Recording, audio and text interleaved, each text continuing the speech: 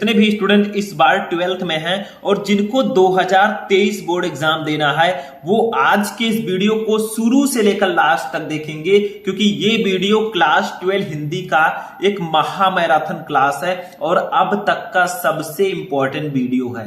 Student, इस video में हम क्लास 12 हिंदी के 50 ऐसे महत्वपूर्ण बहुविकल्पीय प्रश्नों को पढ़ेंगे जो आपके बोर्ड एग्जाम में बार बार यानी कि हमेशा आते रहते हैं और इस बार भी 99% चांस है कि यही क्वेश्चन आपके बोर्ड एग्जाम में आएंगे।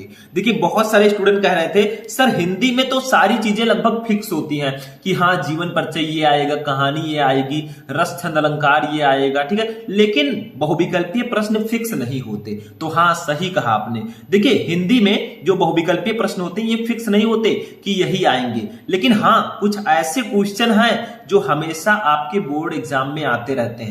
कुछ ऐसे ऑब्जेक्टिव क्वेश्चन है, लगभग 50 क्वेश्चन है जो बार बार आते रहते हैं और इन्हीं 50 क्वेश्चन में से हमेशा 10 क्वेश्चन निकाल दिया जाता है और आपके बोर्ड एग्जाम में दे दिया जाता है। तो अगर इस 50 क्वेश्चन को आप शुरू से लेकर लास्ट तक देख लेंगे तो जो 10 नंबर का आपका बहुविकल्पीय प्रश्न होता है ये आपके हाथों में होगा। 10 नंबर कहीं जाएगा ही नहीं। देखिए, हिंदी के बहुविकल्पीय प्रश्नों का जो 10 नंबर होता है इसको अगर आपको लाना है तो आपको क्या करना होगा, जो क्वेश्चन हमेशा आते हैं उसको पढ़ना होगा, इसमें ज्यादा से ज्यादा क्वेश्चन पढ़ना होगा। तो आज का ये वीडियो बहुत ज्यादा इंपॉर्टेंट है। जितने भी स्टूडेंट हमारे 2023 में बोर्ड एग्जाम देने वाले हैं वो ध्यान से इसको देखेंगे, नहीं तो बाद में उनको पछताना पड़ेगा। आप जाएंगे बोर्ड एग्जाम देने, इन्हीं 50 में से क्वेश्चन आएंगे तो आप कहेंगे अरे यार सर ने बताया था कि ये 50 क्वेश्चन पढ़ लो, मैंने नहीं पढ़ा, आज बहुत गड़बड़ हुआ यार, बहुत प्रॉब्लम हुई, ठीक है, पछतावा हो जाएगा। तो ऐसा काम मत कीजिए कि बाद में आपको पछताना पड़े। तो चलिए स्टार्ट करते हैं आज का ये वीडियो। सबसे पहले इस वीडियो को लाइक कर दीजिएगा, चैनल पर नए चैनल को सब्सक्राइब कर लीजिएगा ताकि सभी वीडियो आपको टाइम से मिलते रहें। तो चलिए एक एक क्वेश्चन को हम स्टेप बाय स्टेप पढ़ते हैं। चलिए स्टार्ट करते हैं। तो देखिए स्टूडेंट, सबसे पहला क्वेश्चन है जो सभी को पता होगा शायद, बताइए किसको किसको पता है, कमेंट करते रहिएगा। जो क्वेश्चन आपको पता है सभी कमेंट करके तुरंत बता दिया कीजिए, ठीक है। मेरे आंसर बताने से पहले आपको बता देना है। देखिए फर्स्ट है आंसू के रचनाकार कौन है। देखिए आपके पास 4 ऑप्शन है, का है जयशंकर प्रसाद, खा डॉक्टर रामकुमार वर्मा, गा महादेवी वर्मा, घा सुमित्रा नंदन पंत। तो भैया जयशंकर प्रसाद जी हैं, कौन नहीं जानता कि आंसू की रचनाकार जयशंकर प्रसाद जी हैं। तो आप लोग जैसे मैं क्वेश्चन पढ़ूंगा आप कमेंट में आंसर दे दिया कीजिए। ऐसा मत सोचिए कि मैं कमेंट नहीं देखता, मैं सभी का कमेंट देखता हूं, ठीक है, आपको भी पता होगा। दूसरा देखिए पृथ्वी पुत्र के रचनाकार कौन है। अब ये तो सभी को पता होगा, 12th में आप हैं, आप में चैप्टर भी है। तो पृथ्वी पुत्र के रचनाकार डॉक्टर वासुदेव शरण अग्रवाल जी हैं, खा वाला ऑप्शन सही होगा।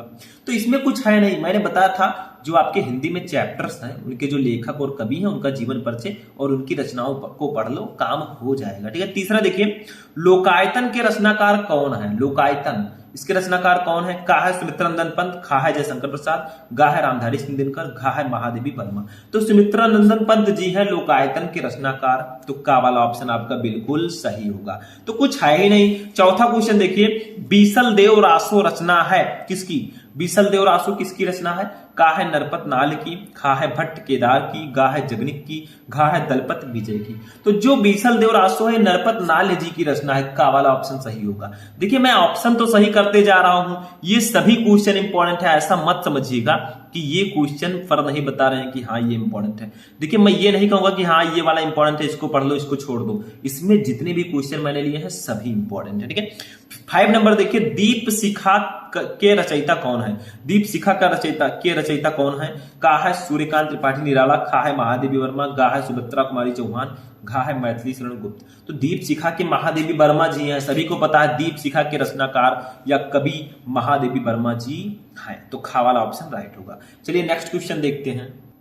अब देखिए 6 नंबर क्वेश्चन है प्रिय प्रवास के रचनाकार कौन है। प्रिय प्रवास के रचनाकार कौन है, बहुत इंपॉर्टेंट है। प्रिय प्रवास सभी को पता है।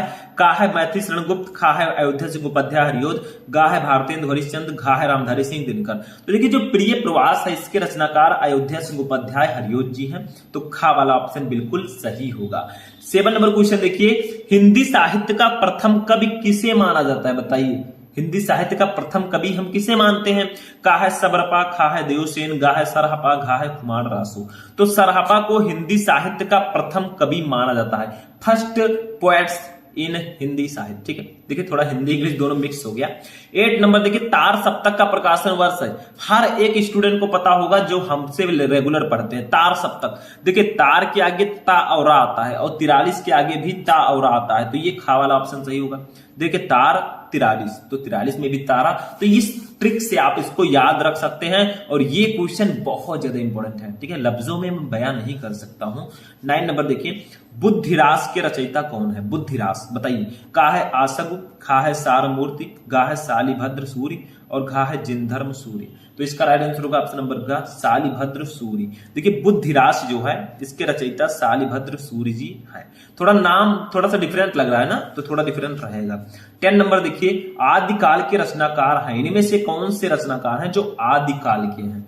का है नरपतनाल, खा है अयोध्या जी को बध्या हरियोध, गा है केशवदास, घा है नाभादास। तो इसका का वाला ऑप्शन राइट होगा, नरपतनाल है। देखिए नरपतनाल, पृथ्वीराज रासो, ये सब आदिकाल के रचनाकार हैं। ठीक है, समझ में आ गया? तो चलिए नेक्स्ट क्वेश्चन देखते हैं। अब देखिए 11 नंबर क्वेश्चन है, अमीर खुसरो की चर्चा निम्नलिखित में से किसमें है? अमीर खुसरो जी की चर्चा इसमें से किसमें की गई है? का है राउरवेल, खा है खालिक बरी, गा है पाहुड़ दोहा, खा है भविष्यत कहा। तो इसका राइट आंसर होगा ऑप्शन नंबर खा, खालिक बरी। ठीक है, खालिक बरी में अमीर खुसरो जी की चर्चा की गई है। अब देखिए स्टूडेंट हमारा 12 नंबर क्वेश्चन है, हिंदी का प्रथम महाकाव्य है। बताइए हिंदी का प्रथम महाकाव्य कौन सा है? का है खुमान रासो, खा है साहित्य लहरी, गा है पृथ्वीराज रासो, घा है भरतेश्वर बाहुबली रासो। तो देखिए पृथ्वीराज रासो को हिंदी का प्रथम महाकाव्य माना जाता है, तो गा वाला ऑप्शन राइट होगा। अच्छा 13 नंबर देखिए रीतिकाल की रचना है। इनमें से कौन सी रचना है जो रीतिकाल में लिखी गई है? का है साकेत, खा है प्रिय प्रवास, गा है बिहारी सतसई, घा है गंगा अवतरण। तो इसका राइट आंसर होगा ऑप्शन नंबर गा, बिहारी सतसई। देखिए बिहारी फतसई जो है ये रीतिकाल की रचना है। 14 नंबर देखिए पृथ्वीराज रासो का रचना काल है, यानी कि पृथ्वीराज रासो जो है ये किस काल में लिखा गया? का है वीरगाथा काल, खा है भक्ति काल, गा है रीतिकाल, घा है आधुनिक काल। तो पृथ्वीराज रासो वीरगाथा काल की रचना है। ठीक है, 15 नंबर देखिए कामायनी के प्रथम सर्ग का नाम क्या है? देखिए कामायनी बहुत ही फेमस महाकाव्य है, तो इसको लिखा है जयशंकर प्रसाद जी ने। तो इसके प्रथम सर्ग का नाम क्या है? इसमें कई सर्ग हैं। का है चिंता, खा है आशा, गा है श्रद्धा और घा है ईड़ा। तो देखिए कामायनी के प्रथम सर्ग का नाम है चिंता। ठीक है, तो 15 का वाला ऑप्शन राइट होगा। ठीक है, तो ये भी नोट कर लीजिए। चलिए नेक्स्ट क्वेश्चन देखते हैं।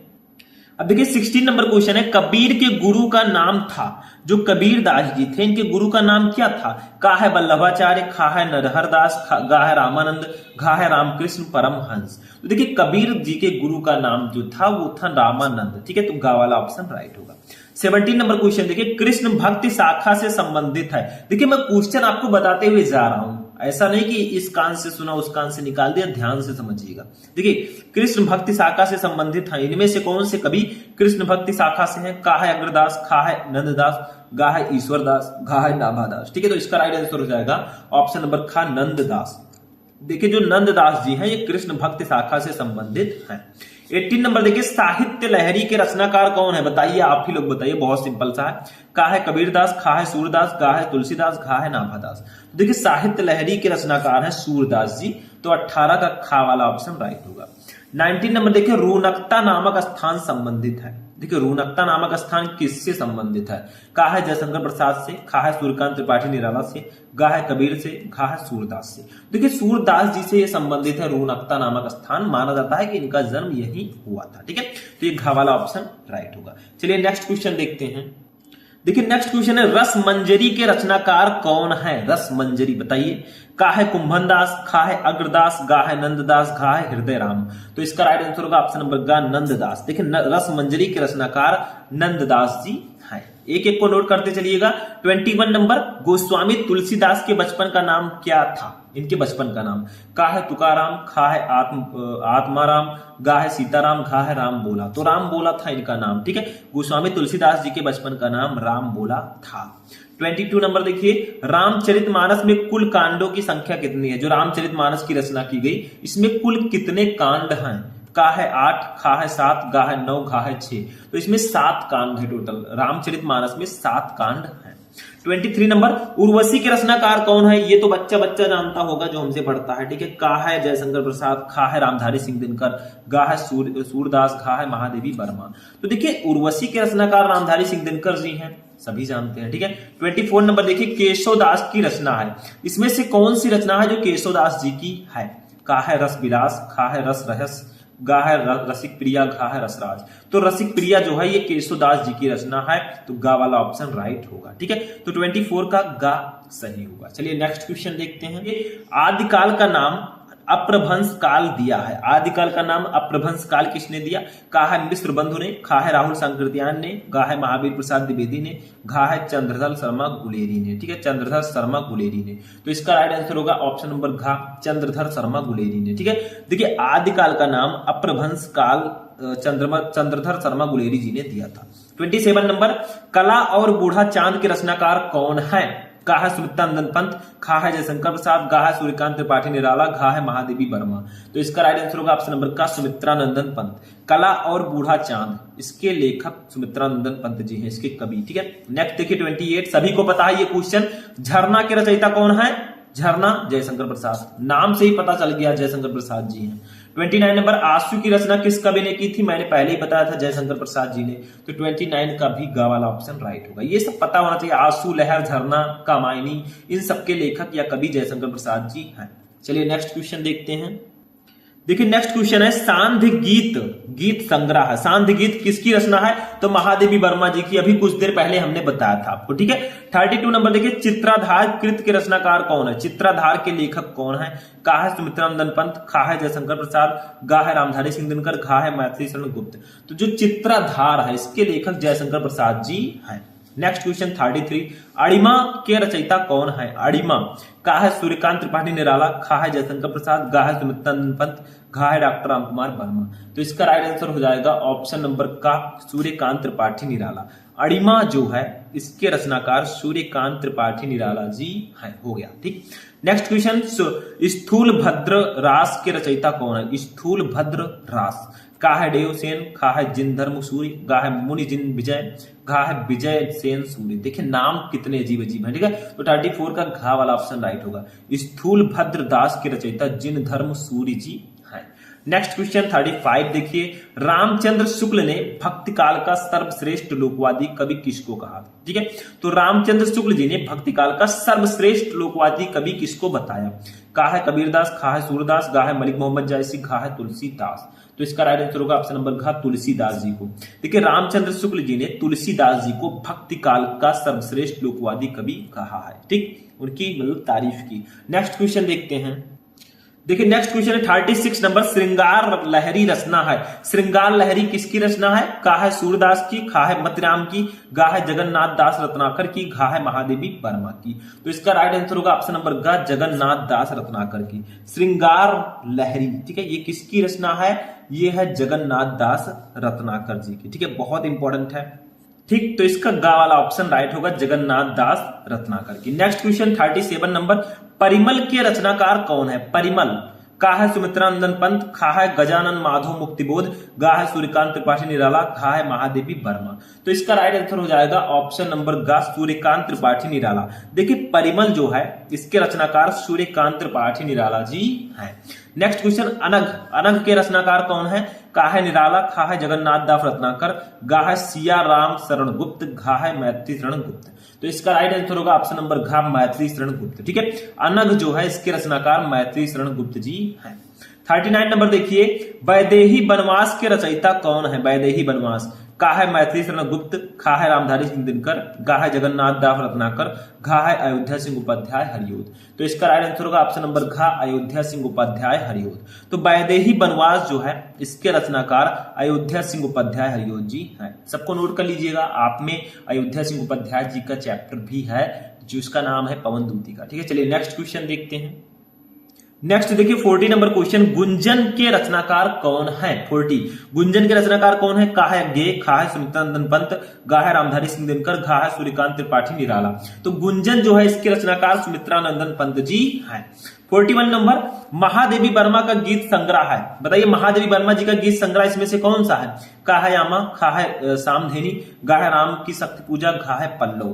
तो इसका राइट आंसर हो जाएगा ऑप्शन नंबर का यामा। यामा जो है ये महादेवी वर्मा जी का गीत संग्रह है, पल्लव जो है सुमित्रानंदन पंत जी का, ध्यान रखिएगा। 42 निहार कृति है, निहार किसकी रचना है? निहार, रश्मि, ये सब किसकी रचनाएं हैं पता है आपको? देखिए का है जयशंकर प्रसाद की, खा है महादेवी वर्मा की, गा है सुमित्रानंदन पंत की, घा है सूर्यकांत त्रिपाठी निराला की। तो ये सब इनकी रचना है महादेवी वर्मा जी की। निहार जो है ये महादेवी वर्मा जी की रचना है। 43 नंबर, कामायनी महाकाव्य के रचयिता हैं, कामायनी महाकाव्य के रचयिता कौन है? का है मैथिली शरण गुप्त, खा है, इसका तो पता है जयशंकर प्रसाद जी कामायनी के रचनाकार है, हो गया, सिंपल सा है, ठीक है। कामायनी बहुत फेमस रचना है। 44 नंबर देखिए, कानन कुसुम के रचनाकार कौन है? कानन कुसुम, ठीक है। का है भारतेंदु हरिश्चंद्र, खा है जयशंकर प्रसाद, गा है निराला, घा है महादेवी वर्मा। तो कानन कुसुम के रचनाकार है जयशंकर प्रसाद, ठीक है। तो 44 का खा वाला ऑप्शन राइट होगा। चलिए नेक्स्ट क्वेश्चन देखते हैं।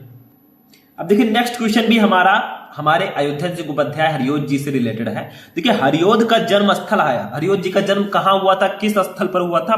का है एबटाबाद, खा है निजामाबाद, गा है काशी, घा है फर्रुखाबाद। तो इसका राइट आंसर होगा ऑप्शन नंबर खा निजामाबाद। देखिए हरियोध जी का जन्म निजामाबाद में हुआ था, ठीक है। आप पढ़ लीजिए जीवन परिचय का। 46 नंबर देखिए, मैथिली शरण गुप्त जी की रचना है, इसमें से कौन सी रचना मैथिली शरण गुप्त जी की है? तो सिंपल सा है, बहुत फेमस रचना है साकेत। साकेत जो है ये मैथिली शरण गुप्त जी की रचना है। प्रिय प्रवास है अयोध्या सिंह उपाध्याय हरियोध जी की। कामायनी किसकी है? जयशंकर प्रसाद जी की। लोकायतन है सुमित्रानंदन पंत जी की, ठीक है। 47 नंबर देखिए, साकेत की नायिका कौन है? साकेत का है यशोधरा, खा है उर्मिला, गा है राधा, घा है द्रौपदी। तो उर्मिला जी जो है ये साकेत की नायिका है, हीरोइन, जैसे हमारे मूवीज में हीरोइन होती है वैसे इसमें भी है, ठीक है, वो वाली नहीं है। 48 नंबर देखिए, दिनकर को ज्ञानपीठ पुरस्कार मिला, रामधारी सिंह दिनकर जी को, उनकी किस रचना पर ज्ञानपीठ पुरस्कार दिया गया? का है कुरुक्षेत्र पर, खा है रश्मिरथी पर, गा है उर्वशी पर, घा है हुंकार पर। तो देखिए इसका राइट आंसर होगा ऑप्शन नंबर का उर्वशी पर। रामधारी सिंह दिनकर जी को उनकी रचना उर्वशी पर ज्ञानपीठ पुरस्कार मिला था, ठीक है। बहुत इंपॉर्टेंट है, जितने भी मैं क्वेश्चन बता रहा हूं इसको बिल्कुल भी मिस मत कीजिएगा। 49 नंबर देखिए, द्विवेदी युग की कृति है, इसमें से कौन सी रचना द्विवेदी युग की है? का है भग्नदूत, खा है द्वापर, गा है रसवंती, घा है चित्राधार। तो इसका राइट आंसर होगा ऑप्शन नंबर खा द्वापर। द्वापर जो है ये द्विवेदी युग की रचना है। 50 नंबर देखिए, तीसरा सप्तक का प्रकाशन वर्ष है, तीसरा सप्तक कब प्रकाशित किया गया? का है 1959 में, खा है 1954, गा है 1951, घा है 1957। तो 1959 में तीसरा सप्तक का प्रकाशन हुआ था। तो यहीं पर हमारा 50 क्वेश्चन जो है एकदम फिनिश होता है, ठीक है। तो इस वीडियो में हमने पढ़ा क्लास 12 हिंदी का 50 मोस्ट इंपॉर्टेंट क्वेश्चन, ठीक है, जो बहुत ज्यादा इंपॉर्टेंट थे, ठीक है। तो अब की बार हमें 95 प्लस पार करना है। तो मैं आपसे देखिए 50 क्वेश्चन तो मैंने आपको बता दिया, अब एक आप लोगों को मैं क्वेश्चन दे रहा हूं, उसका आंसर आप लोग दीजिएगा, ठीक है। देखिए आप लोग बताइए कि इंदुमती के लेखक कौन है? देखिए इंदुमती प्रथम कहानी है, इसके लेखक कौन है, ठीक है, बताइएगा कमेंट करके। तो आज का ये इंटरेस्टिंग वीडियो यहीं पर फिनिश होता है। कैसा लगा आपको ये इंपॉर्टेंट वीडियो कमेंट करके बताइएगा। तो चलिए मिलते हैं किसी नेक्स्ट वीडियो में नेक्स्ट टॉपिक के साथ, तब तक के लिए जय हिंद।